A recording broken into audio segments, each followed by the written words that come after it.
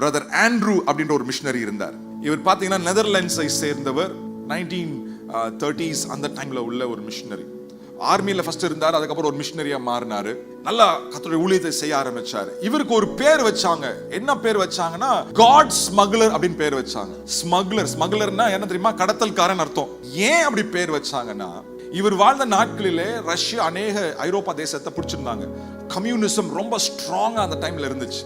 அநேக தேசத்திற்குள்ள சத்தியமே போக முடியாது. அநேக சர்ச்சுக்கு இடம் கிடையாது. பைபிளுக்கு அங்க இடம் கிடையாது. Communism so strong. சோ இவருடைய வேலை என்னன்னா, இந்த கம்யூனிஸ்ட் ஆளுகிற இந்த தேசத்திற்குள்ள பைபிளை கடத்தி உள்ள கொண்டு போய் அங்க பைபிள் என்ன பண்ணுவார், எல்லாருக்கும் அவரு கொடுப்பார். ஒரு தடவை வந்து அவர் இதே மாதிரி தான் ஒரு கம்யூனிஸ்ட் கண்ட்ரிக்குள்ள என்டர் பண்றப்ப அவர் கார்ல பைபிள் எல்லாம் வச்சுட்டு போறார். அவர் கார் நேரா போய் கஸ்டம்ஸ் செக் போஸ்ட்ல நிக்குது. 6 பேர் வந்து இவர் காரை செக் பண்ண ஆரம்பிச்சாங்க. 2 பேர் காரு கீழே செக் பண்றான், 2 பேர் காருக்குள்ள செக் பண்றான், 2 பேர் இவர் கண்ணையே பார்த்துட்டு இருக்கான். இவர் மூஞ்சில என்ன எக்ஸ்பிரஷன் வருது, இவர் திருட்டுத்தனம் பண்றாரா உண்மையான ஆளா அப்படின்னு பார்க்கிறதுக்கு உடனே இவர் வந்து ஜெபம் பண்ணார். இந்த ஜெபம் தான் சூப்பர் கூல் ஜெபம்.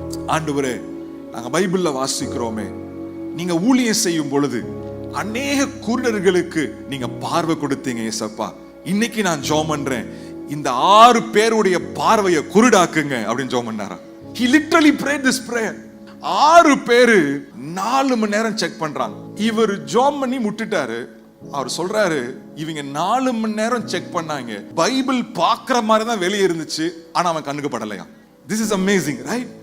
அந்த ஜெபத்துக்கு ஒரு பேர் வச்சாரா, ஸ்மக்லர்ஸ் பிரேயர் அப்படின்னு சொல்லி பேர் வச்சாரா, கடத்தல்காரனுடைய ஜெபம் அப்படின்னு சொல்லி. அவர் சொல்றாரு, 20 வருஷம் நான் இந்த மாதிரி காரியங்களை செஞ்சேன், அநேக தேசத்துக்குள்ள நான் பைபிளை கொண்டு போனேன், நான் ஒரு பைபிள் கூட நான் கொண்டு போறப்ப பிடிபடவே இல்லை சொன்னாரு. அந்த கான்ஃபிடென்ட்டா அவர் ஜெபம் பண்றாரு பாருங்களேன். ஆமென். அந்த ஜெபத்துக்கு கர்த்தர் பதில் கொடுத்தார். ஹல்லேலூயா. சோ பிரதர் சிஸ்டர், உங்க லைஃப்ல எதிரி வருவான், பிரச்சனையை கொண்டு வருவான், ஆனா ஒரு நாளும் உங்க நம்பிக்கையை நீங்க விட்டு விடாதீங்க. உறுதியாய் நீங்க நில்லுங்க. ஆமென். ஸ்ட்ராங்கா நீங்க நில்லுங்க. கர்த்தரை நம்புங்க. அவருடைய வார்த்தையின் மேல, ஆமென், அவருடைய பிரசன்னத்துல, ஆமென், அவருடைய அன்பின் மேல நீங்கள் உறுதியாய் நீங்க நில்லுங்க. உங்க நம்பிக்கை ஒரு நாளும் வீண் போகாது. நீங்கள் ஜெயமாய் வாழ்வீர்கள்.